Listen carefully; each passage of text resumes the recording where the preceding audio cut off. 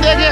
और ये दिखाना चाह रहे हैं हम आपको किस तरह ओवैसी के फैन है और हवाई जहाज को हेलीकॉप्टर को देखने के लिए कितनी जनता मौजूद है, कितनी जनता एक ताक लगा बैठी है कि किस तरह उनके ओवैसी साहब आए और वे उनको देखें, उनकी जियारत करें। कितनी जनता दिखा रहे हैं आपको और कहीं भी नजर नहीं आ रहा है। और ये ड्रोन कैमरा है, ड्रोन कैमरा को समझ रहे हैं, ये ड्रोन कैमरा उड़ रहा था, इनको समझ रहे हैं कि ओवैसी साहब का हेलीकॉप्टर तो नहीं आ रहा है। जी भाई साहब, हाथ में झंडा है, क्या लग रहा है? हाँ जी, पतंग जीतेगी इंशाल्लाह। पतंग जीतेगी इंशाल्लाह। जी भाई साहब, क्या कह रहे हैं? इंशाल्लाह पतंग जीतेगी, पतंग जीतेगी। और आपको हम दिखा दे किस तरह का ये मजमा है, ये आपको दिखा दे ओवैसी के फैन, कितने बड़े फैन फॉलोइंग ओवैसी की है जो लोग। जी क्या नाम है?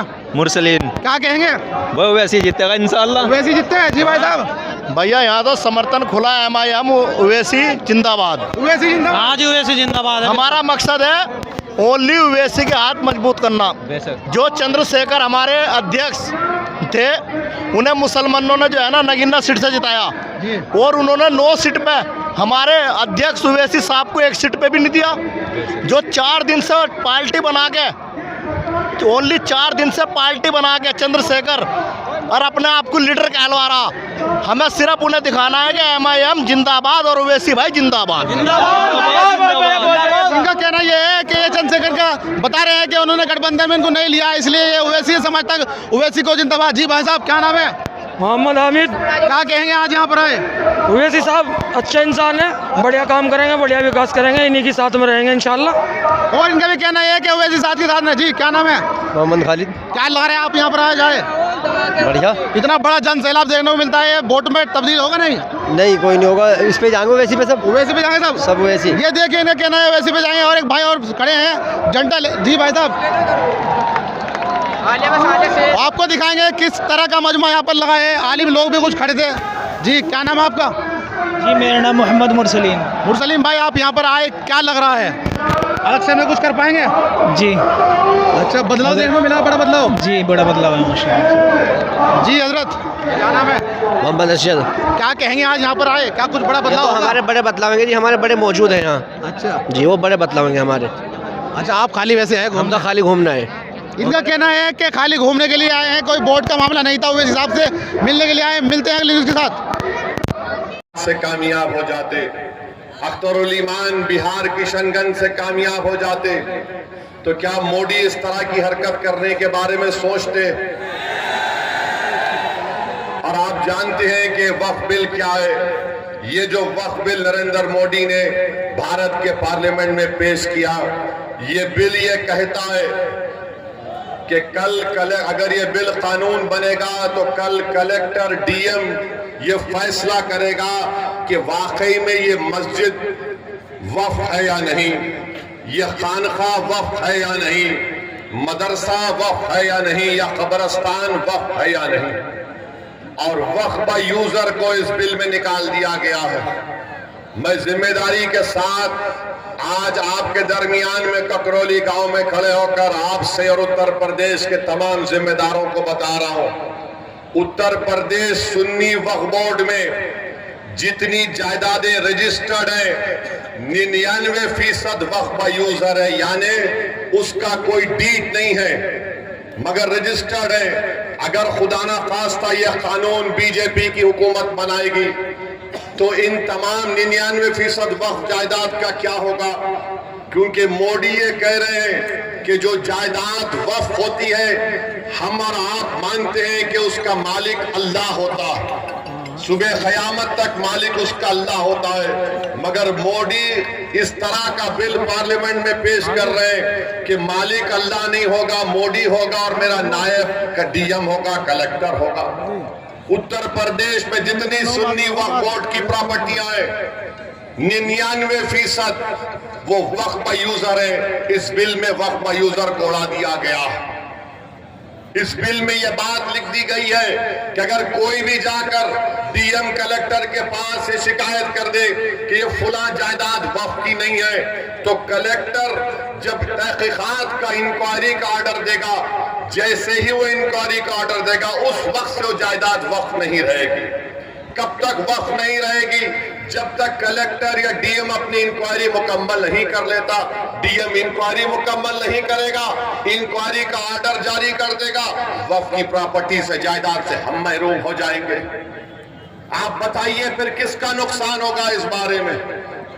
फिर उसमें बिल में लिख दिया गया कि उत्तर प्रदेश के आज वक्फ बोर्ड में उसका एक एक मेंबर रुकन सिर्फ मुसलमान बन सकता है। मोदी कह रहे हैं कि नहीं, कम से कम 2 गैर मुस्लिम तो बनना ही बनना है, और इलेक्शन नहीं होगा रियासती वक्फ बोर्ड में। प्रदेश की सरकार मेंबर्स को नॉमिनेट करेगी, नामजद करेगी, यानी 2 से ज्यादा भी गैर मुस्लिम उसके मेंबर बन जाएंगे, मेजॉरिटी में आ जाएंगे। मकसद एक ही है कि मोदी ये चाहते हैं कि भारत से वक्फ की जायदादों को खत्म करके रख दिया जाए।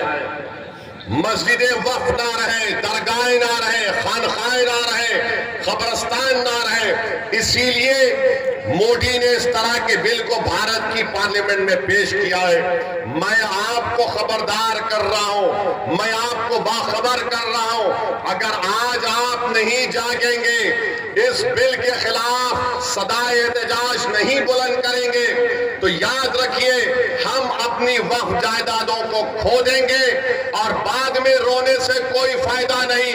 अभी आपको उठकर एक मुस्बित पैगाम देना है, और पैगाम देने का तरीका यह है कि 20 तारीख को जब आप वोट डालने जाएंगे तो आप इसलिए भी पहला अपना वोट इस्तेमाल करेंगे ताकि मोदी को मालूम हो जाए कि हम इस वक्फ बिल को कबूल नहीं करते जो हमारी मस्जिदों को छीनना चाहता है। हम मीरापुर से आरएलडी को हराएं ताकि जयंत चौधरी को मालूम हो जाए कि आप हमारे वोट हासिल नहीं कर सकते जब तक कि आप वक्फ बिल की मुखालिफत में जयंत चौधरी नहीं खड़े हो जाएंगे।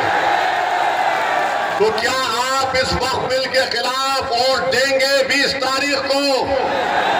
क्या आप अपनी मस्जिद, दरगाहों को, खानखाहों को बचाएंगे? आपने इंशाअल्लाह कह दिया, मगर याद रखिए अगर आप मुत्तहदा तौर पर अपना एक एक वोट मोदी के इस काले बिल के खिलाफ इस्तेमाल करेंगे तो मोदी को भी पैगाम मिलेगा, जयंत चौधरी को भी पैगाम मिलेगा कि मीरापुर की जनता ने जो फैसला दिया है वो सिर्फ मीरापुर की हद तक महदूद नहीं है, बल्कि पूरे उत्तर प्रदेश की आवाम ने फैसला दिया है कि हम तुम्हारे इस कानून, इस बिल को नहीं मानते जो हमसे हमारी मसाजिद को और वक्फ की जायदादों को छीनना चाहता है। अब जब वक्फ का बिल पेश हो रहा था पार्लियामेंट में, कौन खड़े होकर मौसर तरीके से संविधान की दफा 25, 26 का हवाला देकर उसकी मुखालिफत में कौन खड़ा हुआ वो पार्लियामेंट के रिकॉर्ड में मौजूद है। दूसरे पार्टी के लोग भी खड़े हुए, समाजवादी के नेता अखिलेश यादव भी खड़े हुए, बिल के बारे में बोलने के बजाय वो कोई और दास्तान सुना रहे थे, वो कोई और ही दास्तान सुना रहे थे। तो मेरे अजीज दोस्तों और बुजुर्गों, याद रखिए अगर आप मौजूदा हालात में अपने वोट से अपने नुमाइंदों को कामयाब नहीं करेंगे तो जो बरसों से हमारा इस्तेसाल चल रहा है वो जारी और सारी रहेगा। अगर एमआईएम पार्टी जीतती है तो यहां पर भारत की जमहूरियत मजबूत होगी, गरीबों और मजलूमों को एक आवाज मिलेगी, क्योंकि आपने समाजवादी को कभी वोट दिया, कभी बसपा को वोट दिया, कभी आरएलडी को वोट दिया। आप सिर्फ वोट देते हैं मगर आपकी आवाज कोई नहीं उठाता, कोई आपके लिए लड़ने के लिए तैयार नहीं होता। मैं आपको बता रहा हूं, आप याद रखिए फैसला तो आपका है, जमहूरियत है, आप जिसको चाहे वोट दे दे, मगर अगर आप इस बार भी इस डर में आ जाएंगे कि नहीं नहीं ये अरशद राना जीतेगा या नहीं जीतेगा, मेरे भाई जब जंग करना है जमहूरियत में तो जंग खूब तरीके से करनी चाहिए।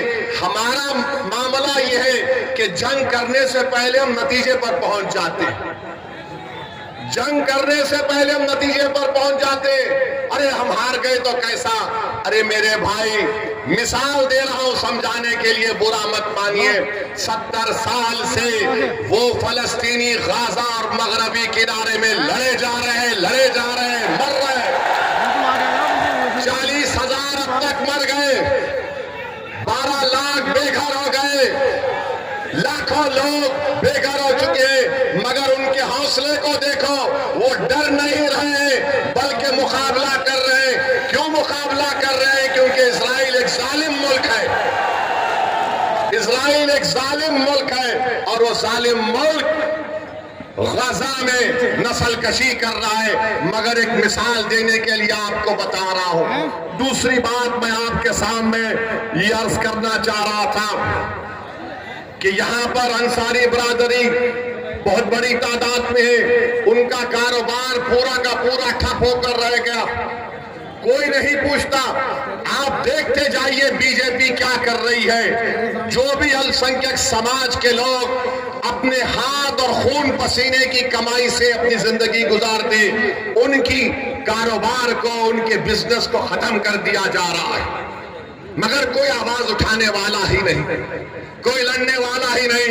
चुनाव आ गया तो सब आ जाते हैं कि भैया को जिताओ, दरी बिछाओ, अपनी जवानी को कुर्बान करो, उसके बाद हम ही मरते हैं, उसके बाद हम ही मरते हैं।